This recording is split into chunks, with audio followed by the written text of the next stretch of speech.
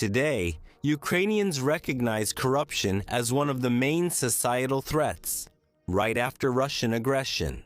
Imagine a country where, instead of an official demanding a bribe, technology is at work. There, you don't need to go from office to office, look for connections, wait in lines, or hand over envelopes. Everything is simple. You just press the sign button and it's done. It sounds like a utopia, but that's exactly how it should be. After all, a computer doesn't take bribes. This phrase has become a slogan and reflects the significant role of digital services in combating corruption. Digitalization is like a vaccine against corruption. In Ukraine, it has become a symbol of progress. Online services, electronic certificates, taxes in one click. Thanks to this, we are third in Europe in the open data ranking, and with an open data maturity level of 97.1%, while the average across Europe is 86%. This means that Ukrainians are among the best in the world at working with computer networks, databases, operating systems, software engineering, programming, cloud technologies, web and mobile development. In certain areas, Ukraine demonstrates globally competitive results.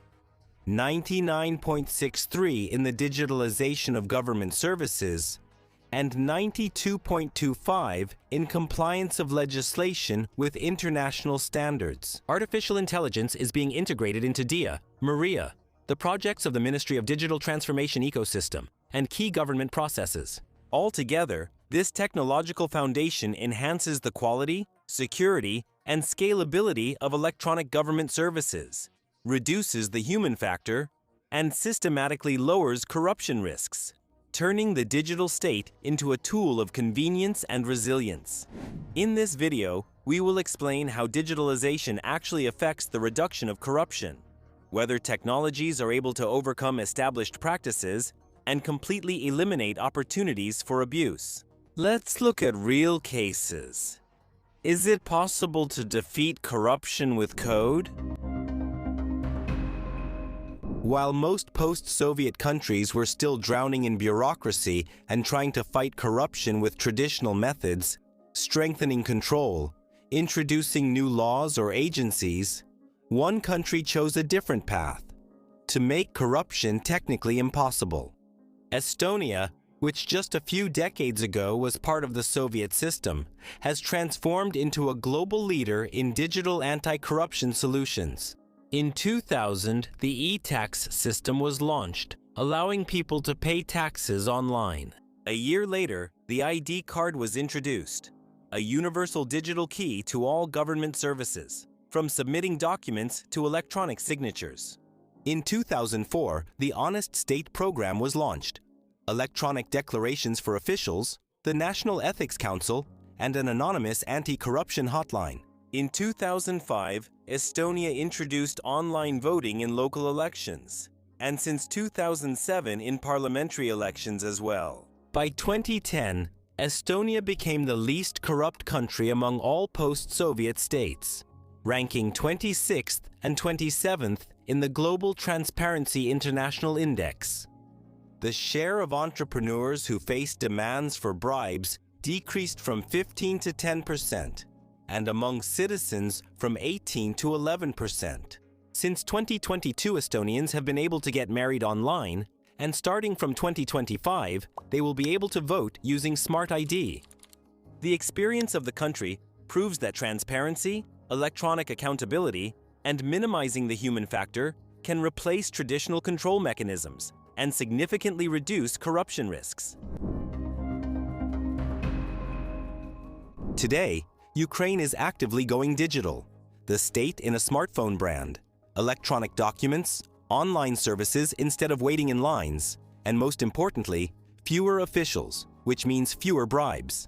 However, the path to implementing digitalization in the public services sector was not instantaneous.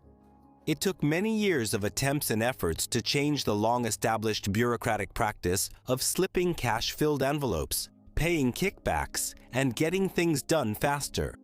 The first attempts at digital development in Ukraine began back in the late 1990s, when the National Informatization Program was adopted in 1998.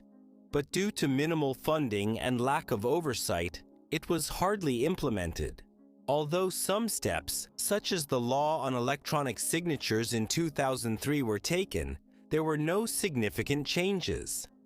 Progress began in 2011 when the Verkhovna Rada established the State Agency for Science, Innovation, and Informatization of Ukraine.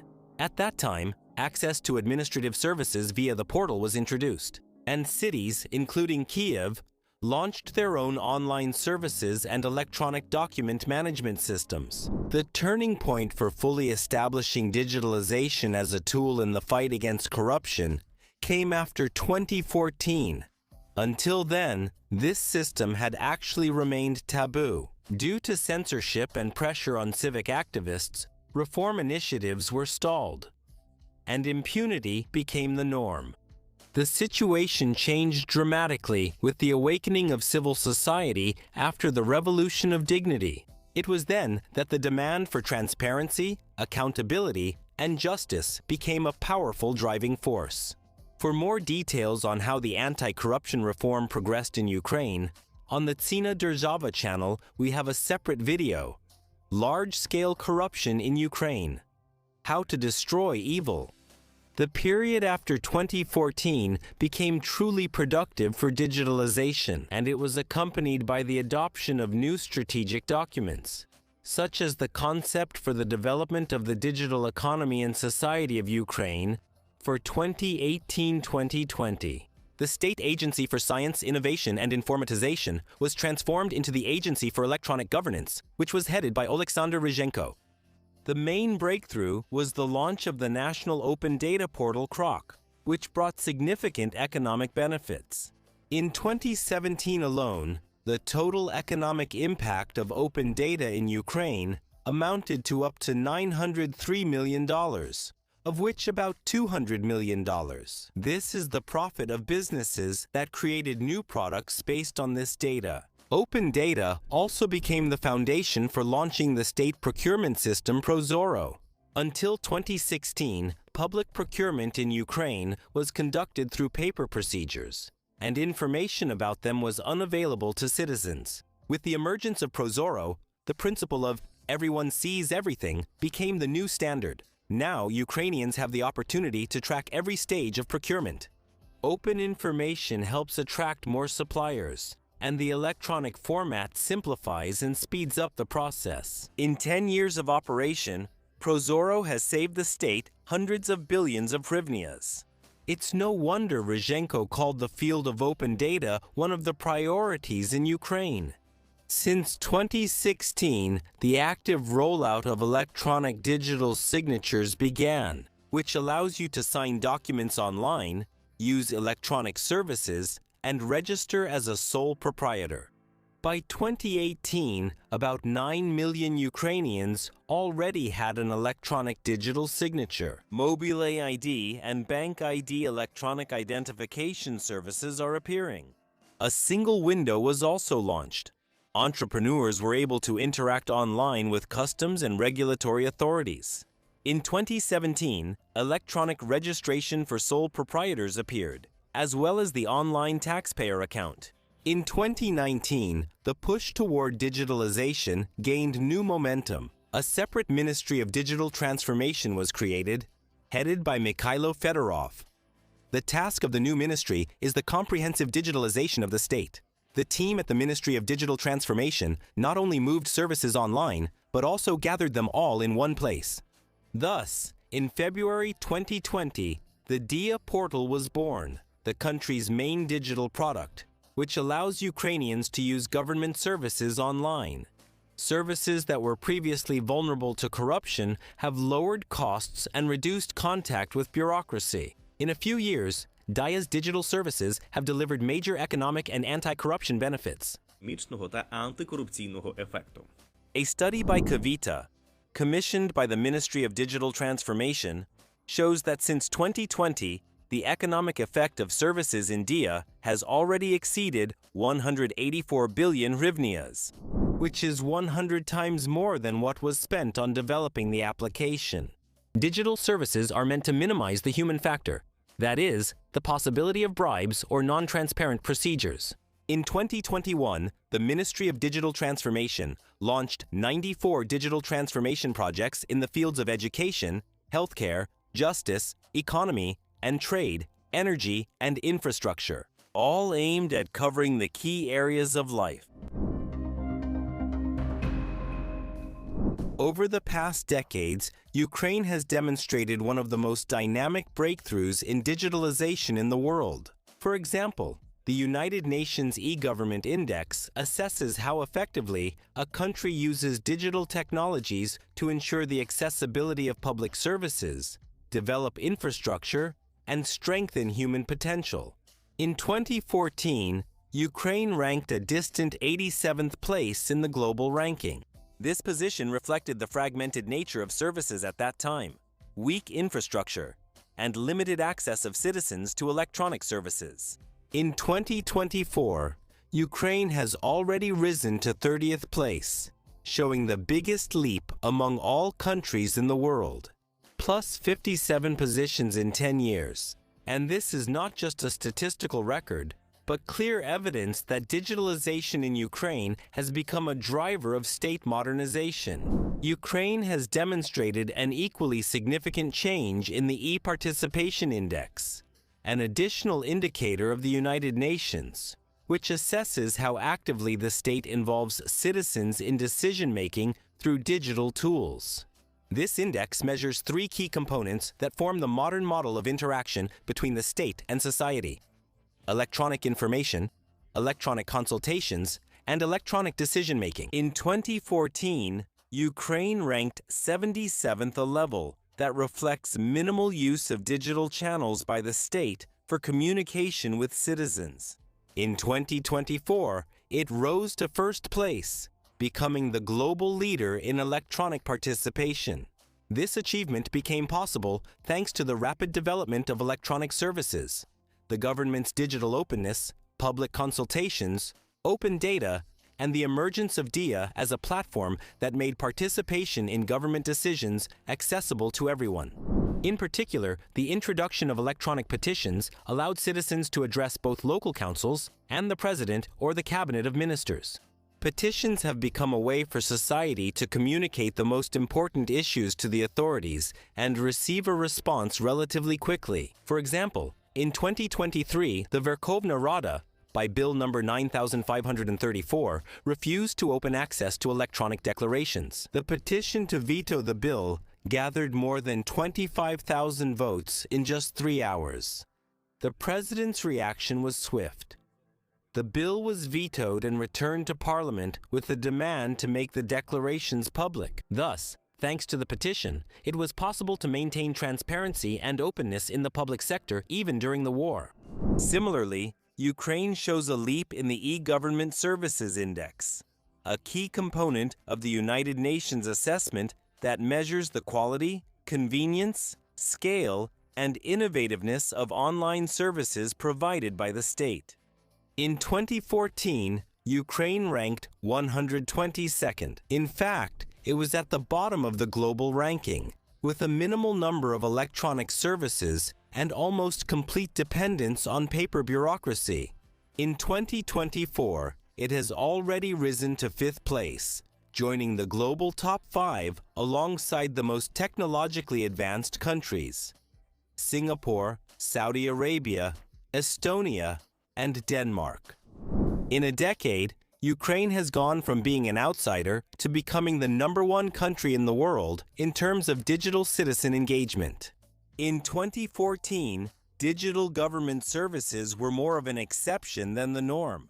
Only 5 Ukrainians considered administrative services to be of good quality, and just as many used them online.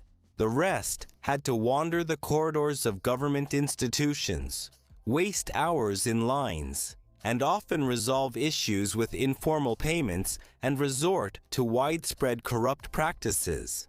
Today, the reality is different. In 2025, more than 59 citizens have already used at least one electronic service, and 85% rated their experience positively. These are the results of a KAI's survey. On average, Ukrainians use 2.5 electronic services during the year. Among the most popular services are DIA, used by 48% of respondents. Obtaining information from registries, 15% pension services, 15% personal transport services, 13%, as well as obtaining passports or other services from the State Migration Service.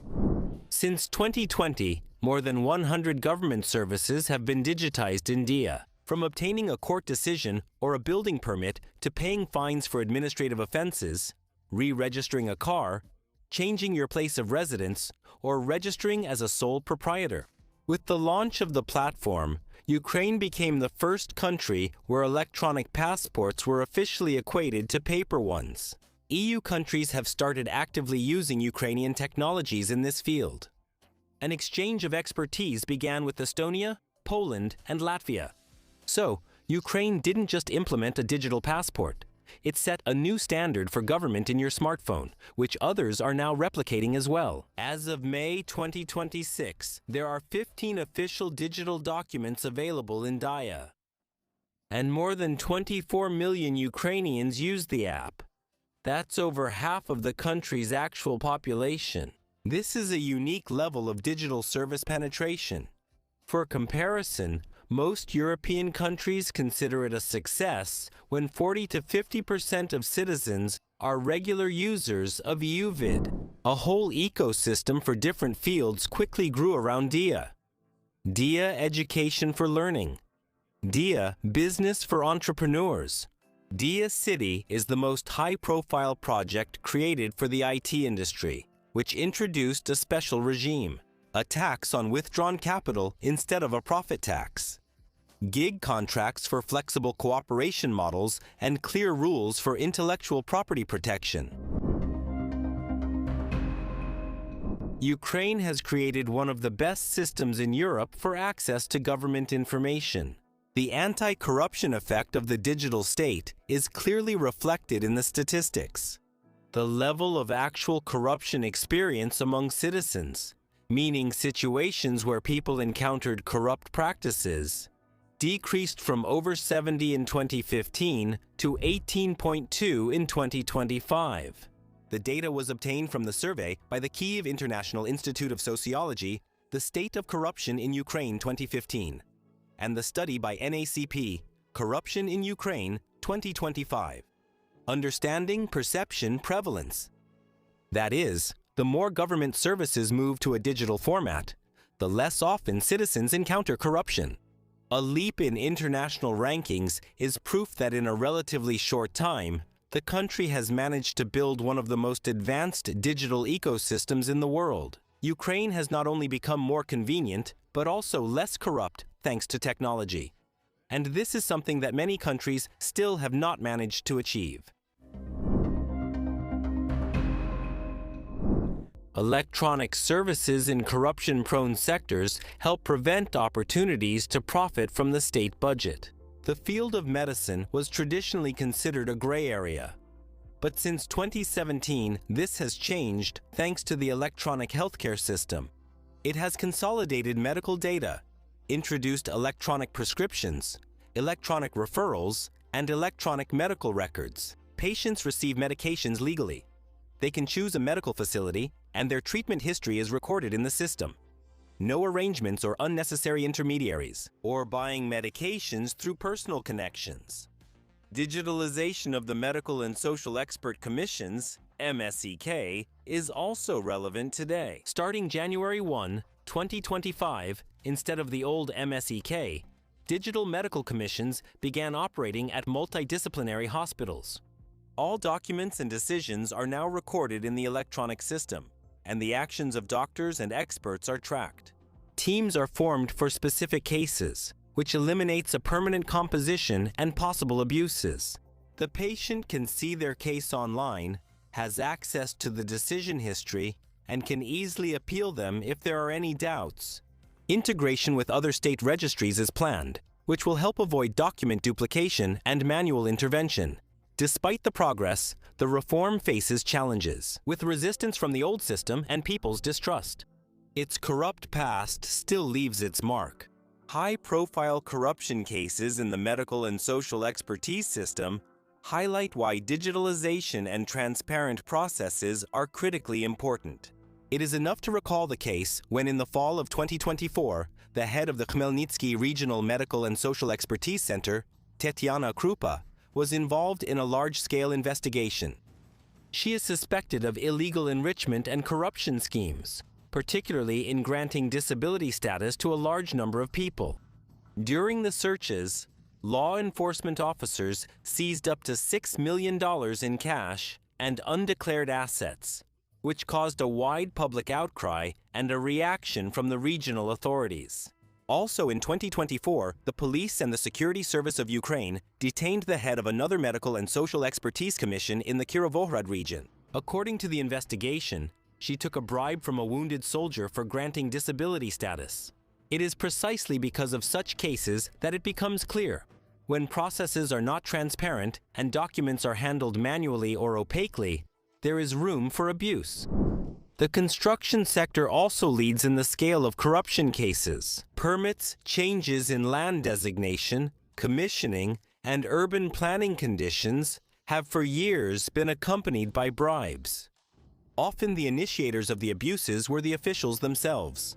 The Register of the State Architectural and Construction Inspectorate, DBE, was actually controlled by outside intermediaries, so it was almost impossible to get documents without a bribe. 5 years ago, the rollout of the Unified State Electronic Construction System began. It transferred control over the registry to the state, made all services online, and ensured transparency at every step.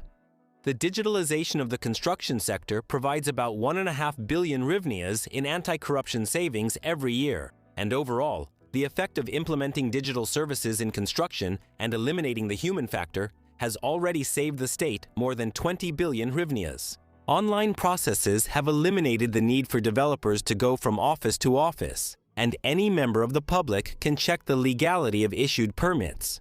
Any manipulations in the e-system are easy to track. At the same time, this area faces technological and human barriers.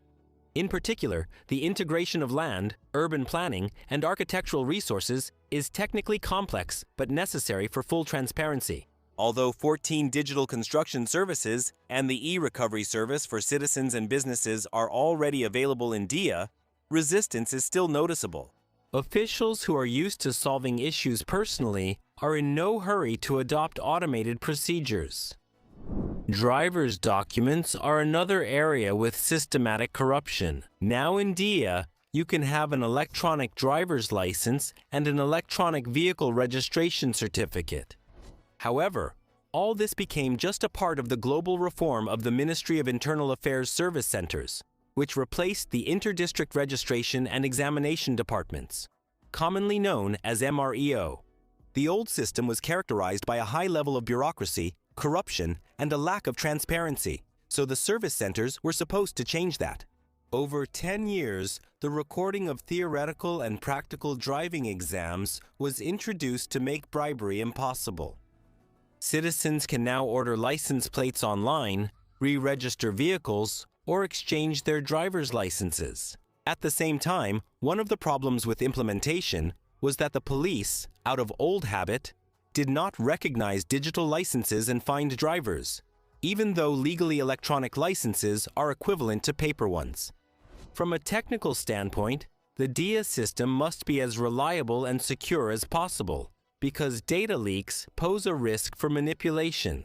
For example, as happened in 2020, when a database containing 26 million Ukrainian driver's licenses was leaked online. DIA announced that they were not involved in this incident. These are old data that had already been circulating online and came from private or third-party registries. There are indeed a lot of registries in Ukraine, around 340 to 350, many of which contain personal data, and not all of them have an information security certificate. This shows how, without strict security procedures, digital infrastructure can be vulnerable to abuse. Often, the real obstacle to digitalization is created by the very structures that lose manual control over the processes. A striking example is the e-notariat. This is a platform that allows some notarial actions to be performed online through the DIA app.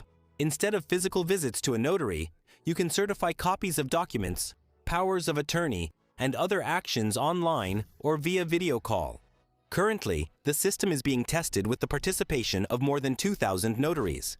In the first few days, 830 notaries joined the testing. This is more than 14% of all those working in Ukraine. The first services for citizens will be available this year. At the same time, the National Notarial Chamber officially requested to stop the testing, because during the operation of the training version of the e-notariat, real data from the trust registers was used. They were wills that supposedly became available to a wide range of testers, including developers, technical staff, and organizers. According to the National Notarial Chamber, this is an unprecedented violation of notarial secrecy. Confidential data about wills and property, which have the status of notarial secrecy, can be used for blackmail or fraud. On the other hand, the Ministry of Justice denies that there was a leak. They consider the accusations manipulative and claim that only authorized notaries have access to the system. This conflict is seen as part of a broader campaign against the Ministry of Digital Transformation, where changes are systematically discredited in order to preserve old corruption schemes. Resistance to the implementation of electronic government services is also clearly evident through numerous failures to advance them in Parliament. For example, regarding the digitalization of enforcement proceedings, Bill number 9363, which was supposed to introduce automated fund seizures, transparent debtor lists, and deeper integration with registries, has been repeatedly stalled in the Verkhovna Rada. Its blocking is often associated with resistance from enforcement officers, who, under the current manual model, gain influence and can manipulate seizures and write-offs. Such legislative delays may indicate that some opponents do not want to lose the old corrupt mechanisms. There is another breakthrough service. Today, this is the Chain Defense Digital Arms Procurement Platform, one of the key projects of the Ministry of Defense. It allows military units to buy directly from manufacturers without intermediaries, which significantly reduces corruption risks. But even here, there was resistance. Some officials in the Ministry of Defense and old structures see it as a threat to their usual schemes. To minimize these risks, the NACP, the Ministry of Defense, and the state operator DOT developed a joint anti-corruption plan for logistics procurement. But its successful implementation depends on how well internal resistance can be overcome. But the digital ecosystem for accountable recovery management, DREAM, can be a key anti-corruption tool during reconstruction. It displays all open data at every stage of recovery projects in real time: where the money goes, who wins the tenders, and which contracts are being signed. Such openness sharply reduces the space for corruption and increases transparency. Just like .chain in defense procurement, DREAM not only speeds up processes, but also changes the very logic of resource management, eliminating room for shadow influence. Therefore, attempts to block the system or launch media, scare stories about data leaks or the product being unfinished are often not technical arguments, but lobbying for old corrupt interests. Digitalization in Ukraine has turned government services into transparent and open ones, eliminating opportunities for corruption, bribes, and intermediaries. According to a study on the economic and anti-corruption effects of implementing digital services in DEE by the company Svita, commissioned by the Ministry of Digital Transformation of Ukraine, during the entire period of digitalization, DEE has saved Ukrainians more than 184 trillion hryvnias. Annually, the savings amount to about 59.6 billion hryvnias. This is approximately 0.7% of GDP. The assessment covered 87 main services, which are grouped into 3 categories.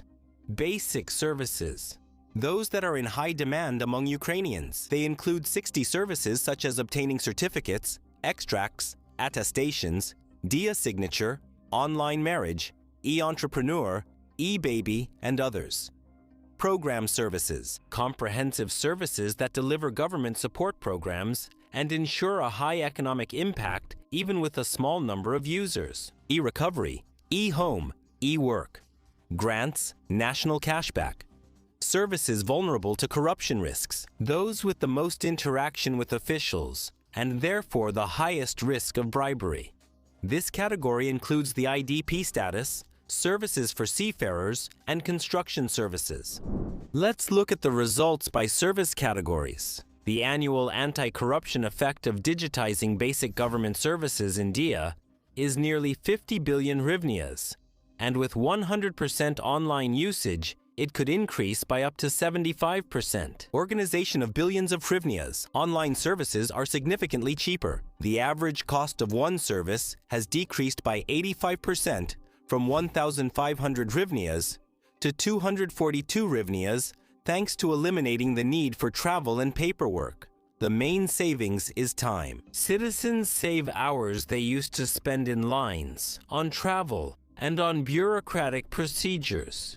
For most services, the time savings account for 70 to 75% of the overall effect, and the freed up time is converted into productive work. Basic services have a very strong economic effect because they cover a large number of requests. According to estimates, over 2.5 billion services were provided between 2020 and 2024, and their digitalization significantly reduces transaction costs for citizens and the state. There is also an anti-corruption benefit here, yes, but it is relatively smaller, since such services are less prone to corruption schemes, but they still eliminate the human factor. The most corruption-prone sectors, construction, IDP status, and seafarers certification, provide 4.2 billion hryvnias in savings, of which 3.6 billion hryvnias is a direct anti-corruption effect. That is, these are the funds that could previously have been spent on bribes or intermediaries. In the construction sector, the main benefit of digitalization is anti-corruption. 85% of all the benefits come from the fact that people no longer pay intermediaries or for speeding up permits. The digitalization of 14 construction services already provides 3.3 billion hryvnias in annual savings, of which 3.26 billion hryvnias is a pure anti-corruption effect. Overall, by 2035, the digitalization of the most corruption-prone services could contribute approximately 1% of GDP. This is an example of how technology changes not only how convenient things are, but also the value system, makes the state more transparent, and breaks corruption schemes in the highest risk sectors. If the state fully transitions to digital services, the total annual savings could increase to 85.09 billion hryvnias. That's 44 more than now. The fewer papers, lines, and manual intervention there are, the fewer opportunities there are to pull strings, and the more money stays with the people and the state. Digital services not only reduce bureaucracy and expenses, but also save us hours of our lives. At the same time, programs like e-home or e-work create a multiplier effect. They create jobs and stimulate the economy. This strengthens trust in the state and shapes expectations of transparency. To keep the system effective, it is necessary to constantly invest in cybersecurity, service updates, digital literacy, and monitoring to prevent new forms of abuse from emerging. In recent years, Ukraine has built one of the most powerful digital ecosystems in the world, with a special role played by anti-corruption services. For example, the Declaration Register, launched in 2016, has become a global phenomenon. It contains hundreds of thousands of declarations from public officials and some of the strictest asset disclosure requirements. This register obliges officials to disclose their entire financial and property profile. It's like an X-ray of the public sector, allowing you to see how officials' assets change and automatically detecting spikes that require verification. The volume of submitted declarations remains high, with a sharp drop in 2022. In 2021, over 1 million declarations were submitted, while in 2022, only 376,000 were filed due to the full-scale war and the cancellation of mandatory declaration. Already in 2023, 808,000 declarations were submitted, and in 2024, 1,136.5 thousand declarations, which even exceeds the pre-war level. In 2025, over 634,000 declarations were submitted, indicating stabilization and high activity of the system even during the war. The total number of unique declarants over the past few years has remained at 600 to 700,000 people. For comparison, in the United States, a similar declaration process covers about 10 times fewer people. At the same time, the figures mentioned above reflect the number of declarations submitted, not the number of declarants. The same individual may submit several documents during the year. For example, an annual declaration and a declaration before dismissal or before taking office. Therefore, the volume of declared documents is not a direct reflection of the number of individuals, but rather shows the intensity and workload on the electronic declaration system. The total amount of declared funds by officials already exceeds 12 billion hryvnias, and 409 members of parliament own more than 4,000 real estate properties. This is one of the largest data sets in the world about property and assets that are under the control of the state and society. The system not only collects information, but also analyzes risks, detects violations, and strengthens accountability. In 2025, and in the first 3 months of 2026, the NACP completed about 1,200 full checks of declarations. Another important thing is that the openness of the register has created a unique culture of public oversight. The data is available to everyone, and hiding illegal enrichment has become much more difficult. Thank you. In the electronic declaration system, only in Parliament, 18 members of Parliament were served with notices of suspicion by NABU for illegal enrichment and false declarations. The data from the declaration register is also widely used when selecting candidates for public service, providing a large amount of information about the assets of applicants for government positions. Alongside it operates the Register of Political Party Reporting. This tool, for the first time in Ukraine's history, has made party finances visible. Since 2016, every party has been legally required to publish detailed reports on income, expenses, donors, and advertising budgets. The register itself has been fully operational since 2020, allowing public organizations and journalists to track political shadow funds. A more recent service is the Transparency Register, the Lobbyist Register. It records everyone who influences government bodies, local authorities, or officials with the aim of making decisions, laws, or policies in the interests of certain individuals or groups. This is the first attempt to bring lobbying out of the shadows in a transparent, regulated way. Now anyone can see who contacted an official, when, and for what purpose.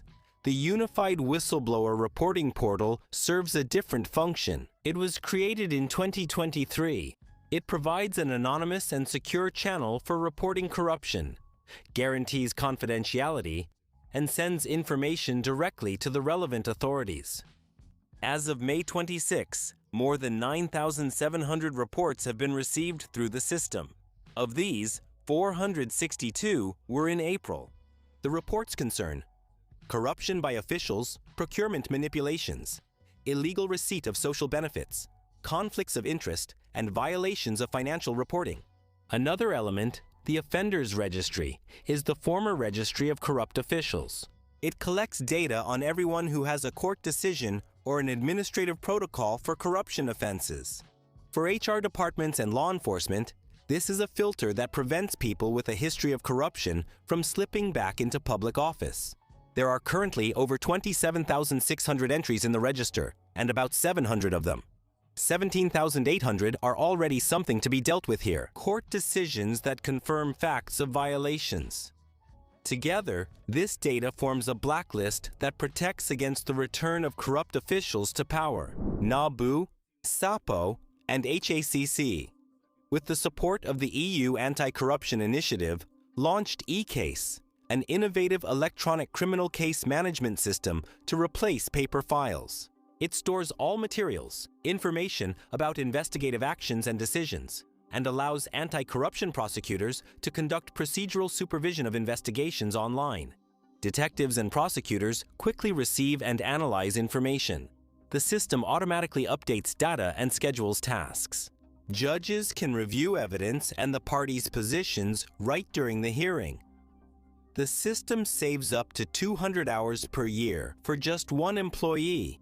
For macro-level control, NACP has created the world's first fully open information system for monitoring the implementation of the state anti-corruption program. It's a kind of reform management dashboard that shows the state's progress in fighting corruption. What's unique about it? First of all, it's the only system where anyone can see online how each government body is fulfilling its anti-corruption commitments. Secondly, the system gives the public the opportunity to monitor real progress or its absence, and to analyze the implementation of measures across all government bodies. Leave their own assessments, comments, and remarks, and this feedback must be considered by the bodies responsible for implementation. This system makes anti-corruption policy as transparent as possible, gives society a tool for influence, and significantly strengthens accountability. Altogether, all digital tools create a unified ecosystem that makes corruption more risky. It is precisely thanks to such systematic digitalization that Ukraine is increasingly being called one of the world leaders in anti-corruption technologies. This recognition was recently confirmed at the Global Open Government Partnership Summit in Vitoria-Gasteiz, Spain, at the beginning of October this year. Ukraine is among the winners of the Regional OGP Awards 2025 in the Europe category for implementing a modern anti-corruption strategy, effectively receiving an industry Oscar for digital integrity. It is also worth noting how the work of anti-corruption journalists has transformed in recent years thanks to the emergence of open data networks and electronic services. Thus, after the declaration register was opened, journalistic investigations into the illegal enrichment of public officials became widespread. Prozoro provided access to information about public procurement. As a result, journalists began actively exposing inflated prices and collusion. The Spending AUA service became the largest database in the field of public finance and at the same time, a tool for oversight of government and transparency in the use of budget funds. Working with open data made journalistic investigations faster, larger in scale, and more evidence-based. For example, in 2025 alone, the NACP conducted more than 70 lifestyle monitoring checks of officials based on materials from investigative journalists. And every third investigation at NABU was initiated based on materials from journalists. As a result, millions of hryvnias that officials received illegally have been returned to the state budget. Thank you. Despite the great anti-corruption potential of digitalization, its effect has not yet been fully realized. The main reason is the low level of public awareness about which electronic services exist and how to use them. According to the NACP, in 2025, 49.2% of the population felt sufficiently informed about the available electronic government services, whereas in 2023, this figure was only 29.4%. It can be confidently stated that more and more Ukrainians are using tools that help reduce corruption risks. The most popular are online queue systems for government services. 31.6% of respondents use them. Medical service platforms are used by 33.1%. Services for obtaining extracts and certificates are used by 21.3%. Transportation service platforms for drivers are used by 18.8%. In sectors where the level of corruption pressure is traditionally the highest, such as construction, land, and real estate, digital services remain almost dormant, with only 7.6% of citizens having used such services. Although it is precisely here that online processes can minimize the human factor as much as possible. Business shows a different dynamic. About 60% of entrepreneurs are well aware of digital tools and actively use them. This means that among entrepreneurs, digitalization is already becoming the norm, while the general population still needs clearer explanations of convenient usage scenarios and better digital literacy.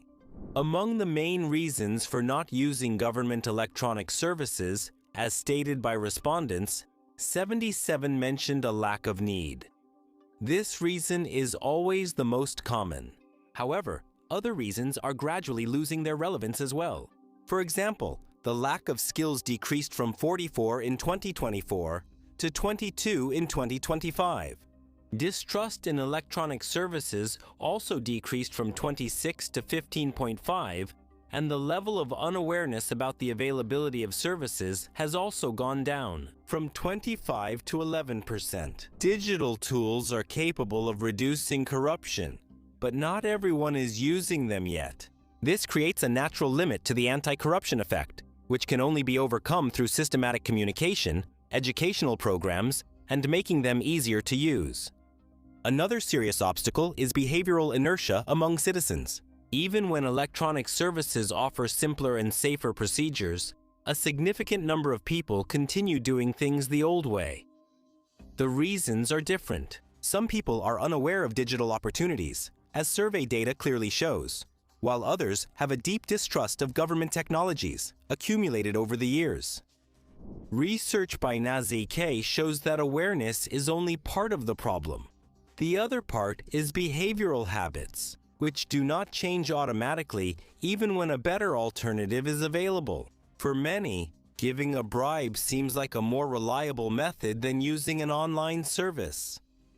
Although digital processes do have a powerful anti-corruption effect, they cannot be a magic pill or a magic wand capable of eradicating corruption at all levels and in all areas of life, because there are practices that by definition cannot be automated and in principle cannot be transferred to a digital format. These are political agreements, behind-the-scenes influence, shadow schemes, and appointing one's own people. A striking example is the high-profile case of Timur Mindich. The NABU investigation into a large-scale corruption scheme in the energy sector in which he is implicated confirms that registries do not protect against corruption at the highest levels. When it comes to fixers and cash in bags, the SAPO discovered the transfer of more than $1.2 million in cash to former Deputy Prime Minister Oleksiy Chernyshov. In addition, there are also technical risks. In December 2024, the Ministry of Justice experienced one of the largest cyber attacks in the history of Ukraine's digital infrastructure. Hackers attacked key databases, the Unified State Register of Legal Entities, EDR, the State Register of Real Estate and Activities, and the Civil Status Register. Because of this, the main electronic services were temporarily halted. Processing of notarial actions, real estate transactions, auctions, and government appointments. The government temporarily switched to offline backups and backup servers. This incident showed that automation is a tool which, without reliable data protection, can become a weak link. So, digitalization should rather be seen as a powerful lifeline against everyday corruption, and not a universal remedy against all its forms. Electronic services provide citizens with transparent, fast, and legal alternatives, eliminate direct contact between citizens and officials, and make processes controllable and understandable. Digitalization is not a panacea, but it is a very powerful tool. Ukrainian experience shows that technology can significantly limit opportunities for corruption, but only when digital solutions are combined with changes in management, accountability, and strong institutions. Electronic services by themselves do not eradicate corruption, but they disrupt the most common forms of corruption, making the system more transparent and abuses more costly and risky. And success here depends not only on technological solutions, but also on the willingness of the state and society to work openly. We carefully read all your comments. Share your user experience with us. What was the most absurd or unfair case of corruption you have ever encountered? Thank you for sharing if you have ever faced such a situation. This video was created with the support of the EU Anti-Corruption Initiative and EUAC-FI, the leading anti-corruption program in Ukraine, funded by the EU, the UK Foreign, Commonwealth and Development Office, and co-financed and implemented by the Ministry of Foreign Affairs of Denmark. The opinions and views expressed do not necessarily reflect the position of EUACI or the governments of Denmark or the United Kingdom. Friends, we have an ambitious goal to reach 200,000 subscribers on the channel by the end of 2026. You might have been watching us for a long time and not even realize that you haven't subscribed. Subscribe to our channel and tell your relatives and friends about it.